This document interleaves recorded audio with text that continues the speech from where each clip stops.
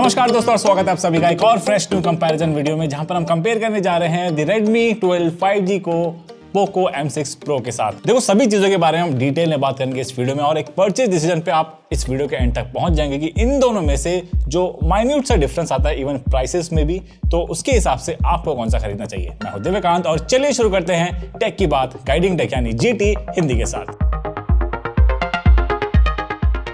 अब देखो जब दोनों ही फोन्स आप कंसीडर कर ही रहे हैं तो आपको पता ही होगा कि स्पेक्स इन दोनों के क्या हैं। अगर आप डिजाइन वाइज भी देखें तो आपको बिल्कुल सेम मिल जाते हैं। बैक की साइड में लुक वाइज डिफरेंस मिलेगा, लेकिन इन हैंड फील वाइज ले लीजिए। अगर आप पोर्ट देखें यहाँ पर आपको 3.5mm जैक, IR ब्लास्टर, नीचे की साइड में आपको स्पीकर ग्रिल, साथ ही जो टाइप सी चार्जिंग पोर्ट के साथ जो माइक की पोजिशनिंग है वो भी आपको दोनों में सेम मिलती है, यानी कि डिजाइन वाइज कोई डिफरेंस नहीं है। इन हैंड फील में भी आपको बहुत फर्क पता नहीं चलेगा। यहाँ पर आपको अगर डिफरेंस दिखेगा तो बस जो कैमरा मॉड्यूल है उसमें स्लाइड सा डिफरेंस दिखेगा, वो भी जो कैमरा मॉड्यूल के आसपास जो कलर्स हैं उसमें डिफरेंसेस मिल जाएंगे। आपको Redmi में मिलता है रिंग अराउंड द कैमरा और वहीं पर Poco में आपको मिलता है पूरा ब्लैक रिंग विद एक बड़ा सा Poco की ब्रांडिंग के साथ आपको एक स्लैब टाइप देखने को मिल जाएगा जो कि अंदर ही है। बस कॉस्मेटिक चेंजेस देखने को मिल जाते हैं मेजरली दोनों ही फोन्स में, बाकी डिजाइन वाइज बिल्कुल सेम है। दोनों ही फोन्स IP53 रेटिंग के साथ आ जाते हैं और फ्रंट की साइड में आपको दोनों ही फोन्स में गोरिल्ला ग्लास 3 का प्रोटेक्शन मिल जाता है। बैक की साइड में दोनों में ग्लास मिल जाता है, लेकिन प्रोटेक्शन ऐसा कोई कंपनी ने मेंशन नहीं किया है। और बाकी दोनों ही फोन्स में आपको हाइब्रिड सिम कार्ड स्लॉट मिल जाता है, यानी कि एट ए टाइम आप एक माइक्रो SD कार्ड या फिर सिम कार्ड या फिर 2 सिम कार्ड लगा सकते हैं।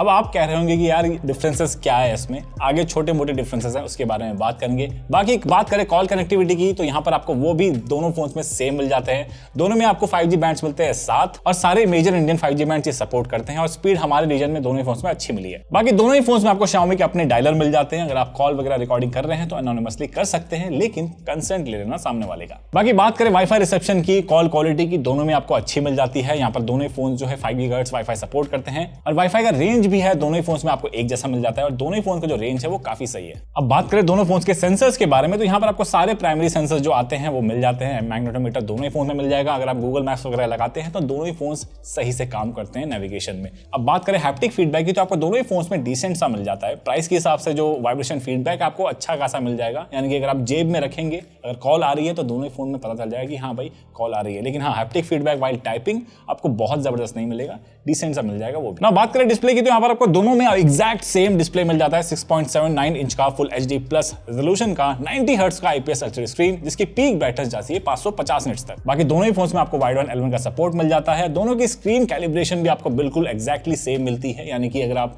वीडियोस देखते हैं तो दोनों ही फोन्स में आपको एक जैसी वीडियो व्यूइंग एक्सपीरियंस मिलेगा। बाकी दोनों ही फोन जो है YouTube में फुल HD 60 FPS में वीडियोस चला सकते हैं। HDR वीडियोस दोनों फोन सपोर्ट नहीं करते हैं, लेकिन जो वीडियो व्यूइंग एक्सपीरियंस है वो आपको ठीक ठाक मिल जाएगा फॉर द प्राइस। और डे लाइट विजिबिलिटी की बात करें तो दोनों फोन्स डायरेक्ट सनलाइट के अंदर थोड़ा सा स्ट्रगल करते हैं, लेकिन अगर आप बालकनी वगैरह में खड़े हैं और धूप पड़ रही है खूब सारी तो उसमें आपको विजिबल हो जाते हैं दोनों के डिस्प्लेस। बाकी दोनों ही फोन देखो डाउन फायरिंग मोनो स्पीकर्स के साथ आते हैं और स्पीकर की जो क्वालिटी है, जो लाउडनेस है आपको ठीक ठाक मिल जाती है फॉर द प्राइस। स्टीरियो होता तो ज़्यादा बेटर रहता, लेकिन इस प्राइस में आपको ज़्यादातर जो ब्रांड्स है वो मोनो स्पीकर्स ही दे रहे हैं। उसके अलावा 3.5mm जैक आपको मिल जाता है डेडिकेटेड, जो कि अच्छी चीज़ है। अगर आप हेडफोन्स वगैरह लगाते हैं तो इवन थोड़ा सा हैवी हेडफोन भी लगाएंगे तो वो भी आराम से चला लेता है ये दोनों फोन्स। बाकी कैमरे पे आए तो आपको दोनों ही फोन्स में सेम कैमरा सेटअप मिल जाता है, उसमें कोई डिफरेंसेस नहीं है। 50 मेगापिक्सल का प्राइमरी कैमरा मिल जाएगा, साथ ही 2 मेगापिक्सल का एडिशनल कैमरा। उसके साथ फ्रंट की साइड में आपको मिलता है दोनों ही फोन्स में 8 मेगापिक्सल का सेंसर।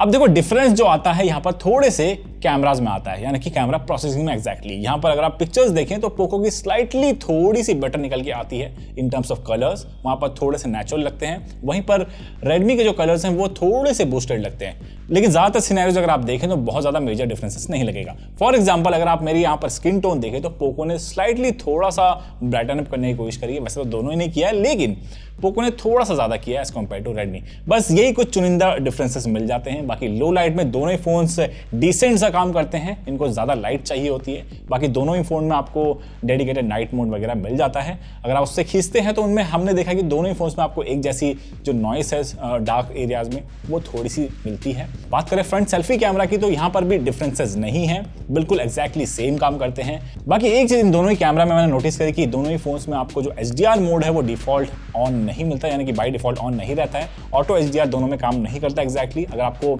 HDR फोटोज खींचने हैं तो आपको मैनुअली अंदर कैमरा सेटिंग में जाके ऑन करना पड़ेगा दोनों ही फोन्स में, तब जाकर आप HDR फोटोज ले पाएंगे। तो ये थोड़ी सी फिक्स करने की जरूरत है इनके कैमरा के सेक्शन में। बाकी जो इसका ओवरऑल कैमरा है फॉर द प्राइस दोनों ही फोन्स का, जैसे मैंने बताया, निराश नहीं करेगा। बाकी अगर आपको वीडियोस लेने हैं तो दोनों ही फोन से आप up to 1080p at 30 FPS से शूट कर सकते हैं। स्टेबलाइजेशन आपको दोनों फोन्स में नहीं मिलता है, तो आप ज्यादा उम्मीद नहीं रखिएगा। दोनों की वीडियो क्वालिटी आपको एग्जैक्टली सेम मिलती है, तो वीडियो के मामले में भी दोनों ही फोन्स में डिफरेंसेस नहीं है। अब बात कर लेते हैं परफॉर्मेंस के बारे में। यहाँ पर आपको दोनों फोन्स में एग्जैक्टली सेम परफॉर्मेंस देखने को मिल जाता है, क्योंकि इसमें आपको प्रोसेसर भी बिल्कुल एग्जैक्टली सेम मिल जाता है। यहाँ पर आपको दोनों ही फोन्स में स्नैपड्रैगन 4 Gen 2 प्रोसेसर मिलता है, जो कि 5G प्रोसेसर है विद UFS 2.2 स्टोरेज। अब बेंचमार्क्स में स्लाइटली थोड़ा बहुत डिफरेंस जो देखने को मिलता है वो है स्टोरेज वेरिएंट का, क्योंकि हमारे पास जो पोको का वेरिएंट है वो है 6GB रैम विद 128GB वाला स्टोरेज, और वहीं हमारे पास जो Xiaomi का वेरिएंट है वो है 8GB RAM with 256GB of internal storage. बस इसी के कारण जो स्लाइट डिफरेंसेस देखने को मिल जाते हैं, लेकिन उसके अलावा अगर आप सेम वेरिएंट ले रहे हैं तो दोनों ही फोन्स में आपको एग्जैक्टली सेम परफॉर्मेंस देखने को मिलेगा। ना बेंचमार्क्स और स्पेक्स के अलावा बात करें डे टू डे यूसेज के बारे में, तो दोनों ही फोन्स में एग्जैक्टली सिमिलर परफॉर्मेंस देखने को मिलता है।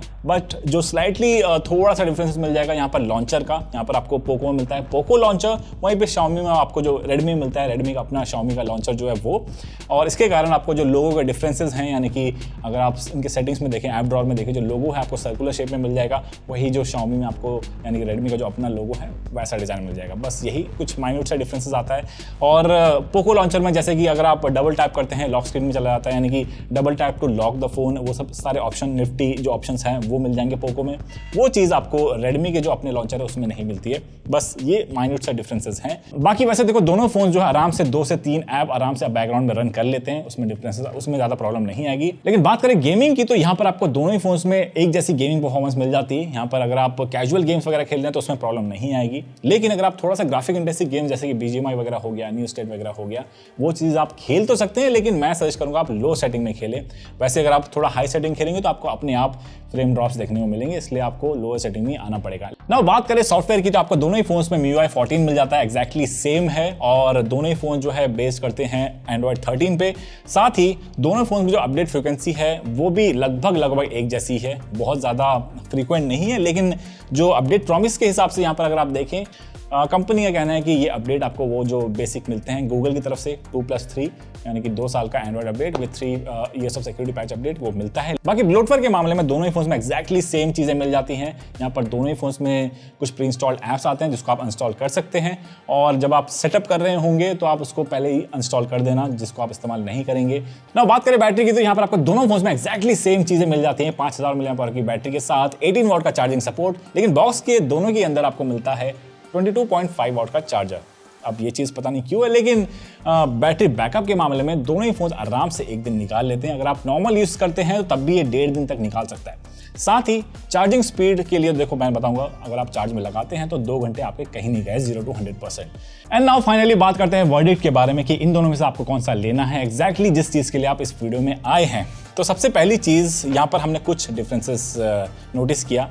यहाँ पर अगर आप Xiaomi की वेबसाइट पे जाते हैं और Redmi 12 5G सर्च करके खरीदने की सोचते हैं तो वहाँ पर आपको कम प्राइस मिलेगा एज कम्पेयर टू फ्लिपकार्ट। तो ये चीज़ आप देख लेना, जब भी आप लेने जाएं तो आप Xiaomi की वेबसाइट में भी एक बार क्रॉस चेक कर लेना, जहाँ पर आपको सस्ता मिलता है वहाँ से आप ले सकते हैं। लेकिन अगर आपका बजट बहुत ही टाइट है और आपको 4GB 128GB वाला स्टोरेज ही लेना है तो आपको वो चीज़ सिर्फ Redmi ही देता है। पोको में आपको 64GB मिलेगा 4GB रैम के साथ, तो मैं सजेस्ट नहीं करूँगा कभी भी कि आप 464 वाला लें, क्योंकि आज के टाइम में देखो 64GB इंटरनल स्टोरेज वाला कम ही पड़ जाता है। आपको अलग से माइक्रो SD कार्ड लगाने की ज़रूरत पड़ जाएगी। बात वही पड़ती है, आपको 500 रुपये और थोड़ा ज़्यादा एक्स्ट्रा डालिए, इवन 1000 रुपये भी पड़ रहा है तो आप 128GB वाला वेरिएंट ही लेना, मैं यही सजेस्ट करूँगा अगर आप 4G वाला वेरिएंट ले रहे हैं तो।